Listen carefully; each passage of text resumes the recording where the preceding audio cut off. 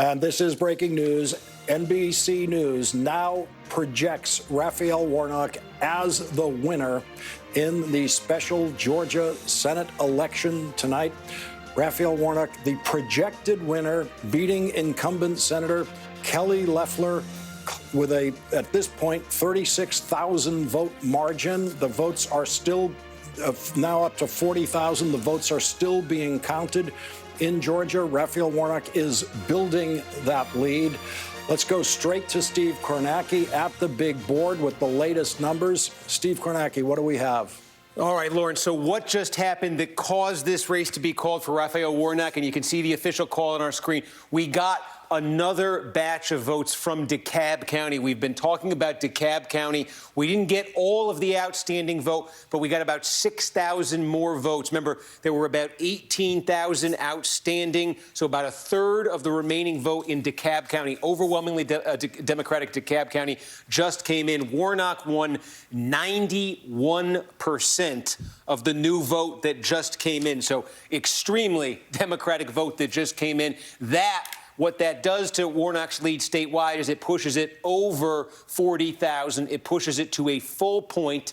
Again, still more than 10,000 votes to come in DeKalb County. You can see the dramatic effect that these updates from DeKalb County are having. So Warnock still, there is vote to come from DeKalb County that will push that lead out further for him. There is still, as we said, 7,500 mail ballots to come from Fulton County. We expect that to also benefit Warnock, potentially votes in Chatham County, Savannah, the opportunity for him to build that lead north of 50,000 and putting it into a place, Lawrence, we were talking about this a little earlier. The decision desk is looking for, does a candidate get to a place where there just is no realistic way that the opponent, the trailing candidate, can get back in it? And Warnock is putting this race in a position now where there's not a realistic path for Kelly Loeffler, and also he's clear critically, 50.5 to 49.5, a full point ahead. He seems clear right now of that 0.5% threshold that could trigger a runoff. If the margin between these two candidates was a half a point or less, that's recount territory. It's a full point, and again, growing. It's a full point and growing. That is why Raphael Warnock is now projected by NBC News to be the next United States Senator from Georgia. How about the other race? That same update from DeKalb County has changed the leaderboard in the other Senate race. Jon Ossoff has taken the lead over David Perdue because of that big batch of votes we just got out of DeKalb County. The lead for Jon Ossoff now statewide in Georgia sits at 3,560 votes. Again, it was the exact same story in the Ossoff-Perdue race. We got a third of the remaining vote, a third of the outstanding vote in heavily Democratic DeKalb County.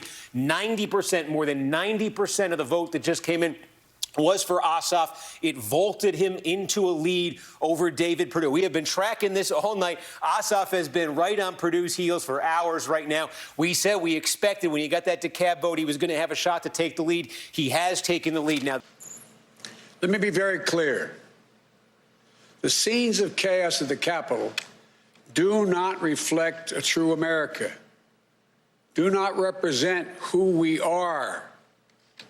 What we're seeing are a small number of extremists dedicated to lawlessness. This is not dissent. It's disorder. It's chaos. It borders on sedition.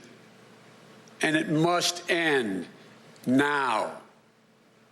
I call on this mob to pull back and allow the work of democracy to go forward.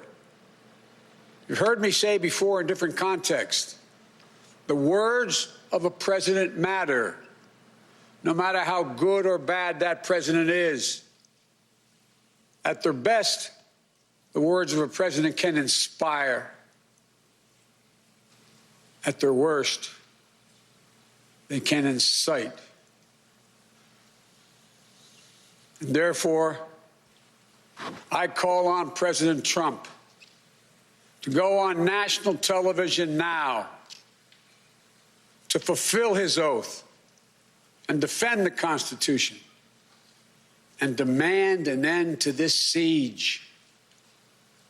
While we were listening to the president-elect earlier, NBC News called the second of the two Georgia Senate races after hours and hours of being sure and counting and waiting for Jon Ossoff.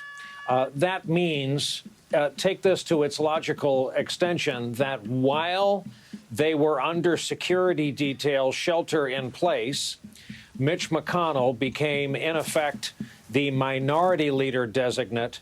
Chuck Schumer became, in effect, the majority leader designate, again, by our vote counting and reckoning from our decision desk.